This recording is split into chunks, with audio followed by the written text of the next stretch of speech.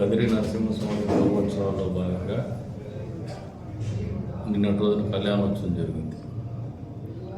బ్రహ్మోత్సవాలు నిర్వహించడంలో మొదటి నుంచి కూడా అధికారులని, పుర ప్రముఖుల్ని, అదే రకంగా ఆలయ అర్చకుల్ని, పాత్రికేయ మిత్రుల్ని అందరినీ కూడా అనుసంధానం చేసుకునే ముందుకు పోతున్నాం. అంతేకాకుండా కదిరి నరసింహస్వామి ప్రాశస్తాన్ని కానీ, కదిరి వైభవాన్ని కానీ పెంచడానికి ఎప్పుడు కూడా నిరంతరం కృషి చేస్తూనే ఉంటాం. అందులో భాగమే బ్రహ్మోత్సవాల నిర్వహణ అనేది కూడా ఒక భాగం కిందనే చూస్తున్నాం. ఏదైతే గతంలో అంటే 2014-19 కాలంలో తెలుగుదేశం, జనసేన, బీజేపీ కూటమి ప్రభుత్వం ఆధ్వర్యంలో అప్పుడు చంద్రబాబు నాయుడు గారిని కదిరి తరఫున మాకు నరసింహస్వామి ప్రభుత్వం తరఫున పట్టు వస్త్రాలు ఇచ్చే విధంగా ఒక జీవో ఇవ్వమని చెప్పేసి తీసుకురావడం జరిగింది. పూర్వపరాలు లేకపోతే 9-14లో ఎమ్మెల్యే ఉన్నాయి, ప్రతిపక్షంలో ఉన్నాం. ఆ రోజు స్వామివారి ఆదాయం చూస్తే దేవాలయం ఆదాయం 80 లక్షలు. తదుపరి ఓ 3 సంవత్సరాలు బ్రహ్మోత్సవాలు బ్రహ్మాండంగా నిర్వహించగలిగితే 11 కోట్లకు చేరి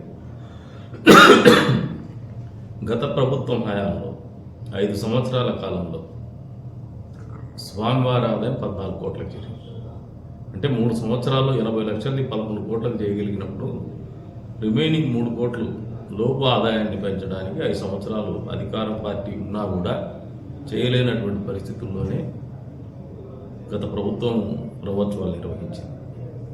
ఈరోజున మళ్ళీ కూటమి ప్రభుత్వం అధికారంలోకి రాగానే బ్రహ్మోత్సవాల విషయంలో గతంలో ఇచ్చినటువంటి జీవో మేరకు ముఖ్యమంత్రి గారిని కానీ, ముఖ్యమంత్రి స్థాయి వ్యక్తిని కానీ బ్రహ్మోత్సవాలకు తీసుకొరావాలనే ఆలోచన మా అందరిలో ఉంది, ప్రజల్లో కూడా ఆ ఆకాంక్ష ఉంది. అందుకు అనుగుణంగానే నారా లోకేష్ గారిని ఆహ్వానించడం జరిగింది. చంద్రబాబు నాయుడు గారు ఉన్నటువంటి హెక్టిక్ షెడ్యూల్ని దృష్టిలో పెట్టుకొని నారా లోకేష్ గారిని ఆహ్వానించడం జరిగింది. ఆయన కూడా మన ఆహ్వానాన్ని మన్నించి నిన్నటి రోజున అసెంబ్లీ జరుగుతున్న అసెంబ్లీ అనంతరం రాత్రి కదిరికి వచ్చేసి నరసింహుని సేవలో ఆయన కూడా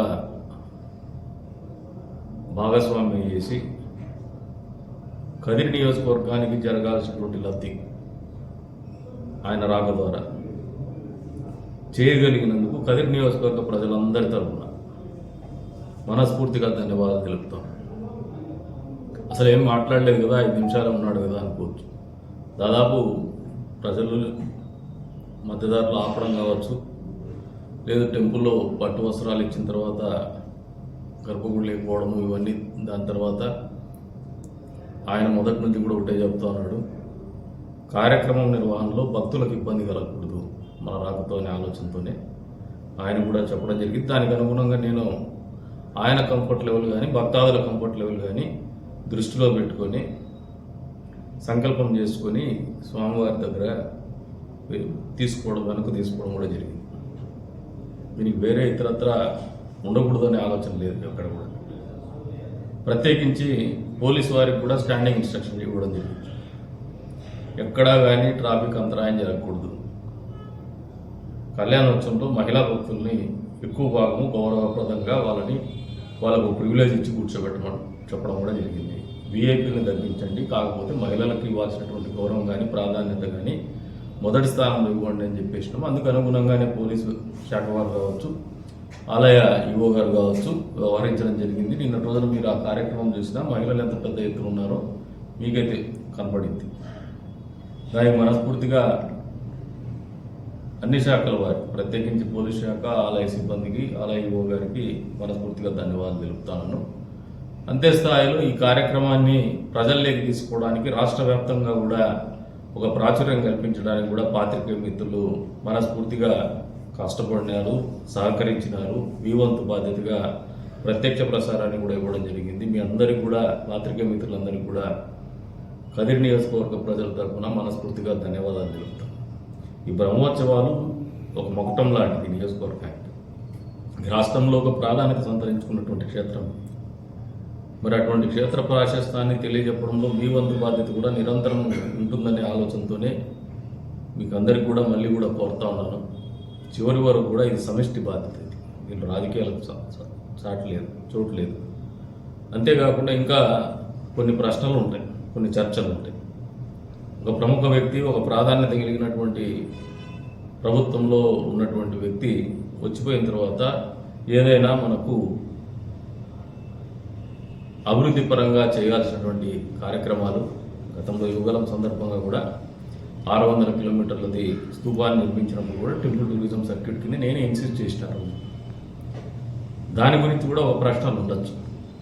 దానికి సమాధానం ఏమంటే, ఇది ఒక రాజకీయ మీటింగ్ కాదు, కానీ నా వంతు బాధ్యతగా మీకు తెలియజెప్పాల్సినటువంటి బాధ్యత ఉంది. కాబట్టి ఆయనతో నేను నిన్న రాత్రి చర్చించినప్పుడు కూడా టెంపుల్ టూరిజం సర్క్యూట్ కింద మనం చేయాల్సినటువంటి పనులను గుర్తు చేయడం జరిగింది.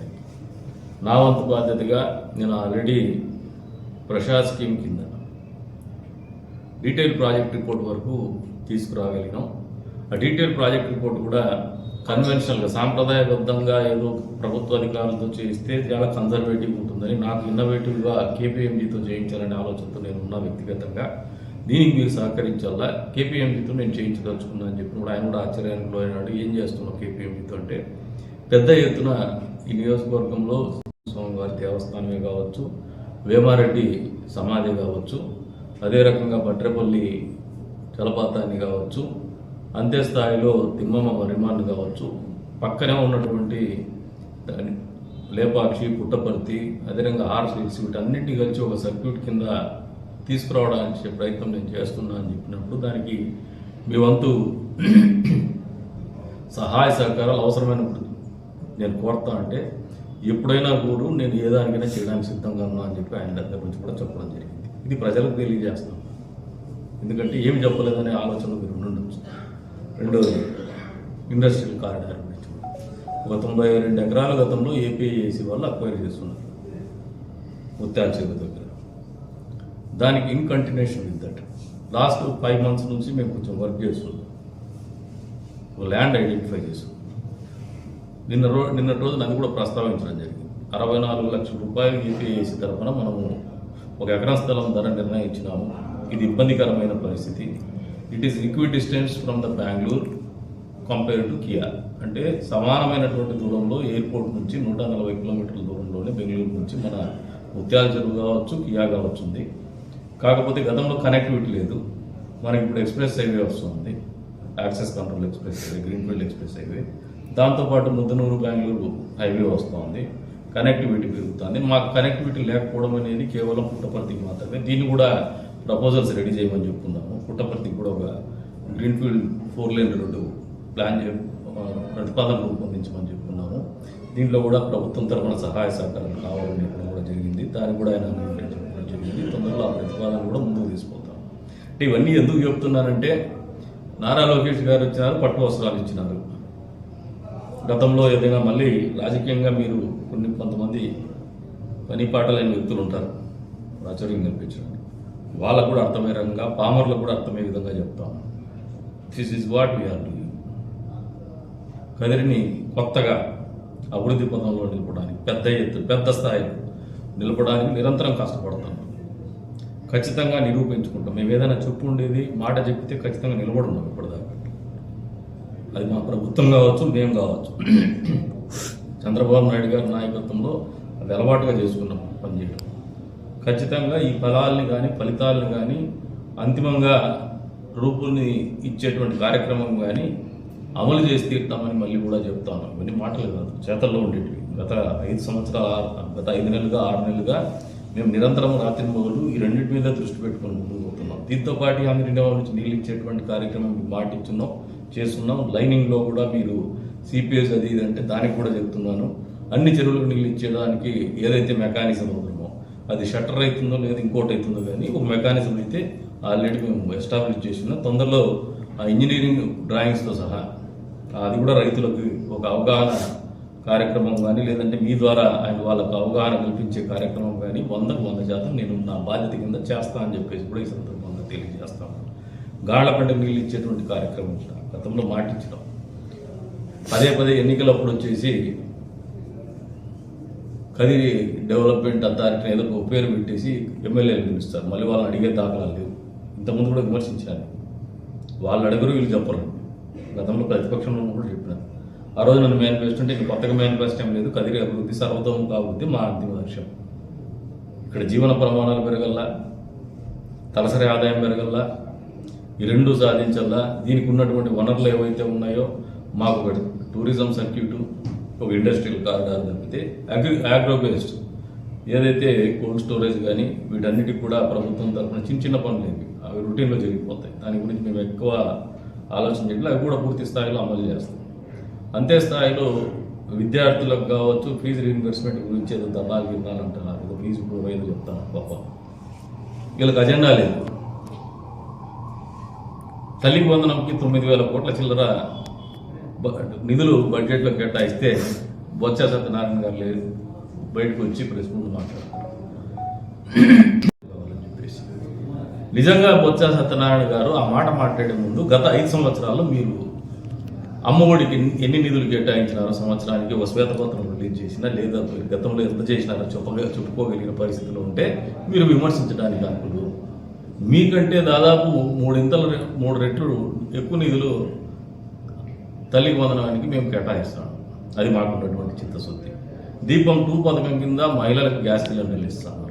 ఏదైతే పెన్షన్ సామాజిక పెన్షన్ చెప్పినామో 5 సంవత్సరాలు పెంచుకుంటూనే మీరు పెడితే ఒక్కసారిగానే మేము 4,000 పెంచినాం. ఎక్కడ కూడా ప్రజల్ని ఇబ్బంది పెట్టలేదు. ఇప్పటికి మీకు ఆలోచన మైండ్ దొబ్బినట్టు మీకు వచ్చే రోజుల్లో మీకు చెప్పడానికి కూడా ఏమి లేనటువంటి పరిస్థితులు ఎక్కుంటాం. కాబట్టే చెప్తున్నా, రాజకీయంగా ఎక్కువ విమర్శ చేయదట్టుకోలేదు. ఎందుకంటే ప్రత్యేకించి పాత్రికేయ సమావేశం ఎందుకు పెట్టుకున్నామంటే నిన్నటి రోజున సహకరించినటువంటి పాత్రికేయ మిత్రులకు కావచ్చు, పోలీస్ వారికి కావచ్చు, శానిటేషన్ సిబ్బందికి కావచ్చు, మున్సిపాలిటీ అథారిటీస్ కావచ్చు, మున్సిపల్ కమిషనర్ గారికి కావచ్చు, అదే రకంగా తెలుగుదేశం పార్టీ కార్యకర్తలు కావచ్చు, నాయకులకు కావచ్చు, ఇతరత్ర పౌరులు ఎవరైతే దీనికి సహకరించినారో వారందరికీ కావచ్చు, ఆలయ అర్చకులకు కావచ్చు మనస్ఫూర్తిగా ధన్యవాదాలు తెలుపుతున్నాం. ఈ బ్రహ్మోత్సవాలు బ్రహ్మాండంగా నిర్వహించుకుందామని గతంలో పిలుపునిచ్చినాం.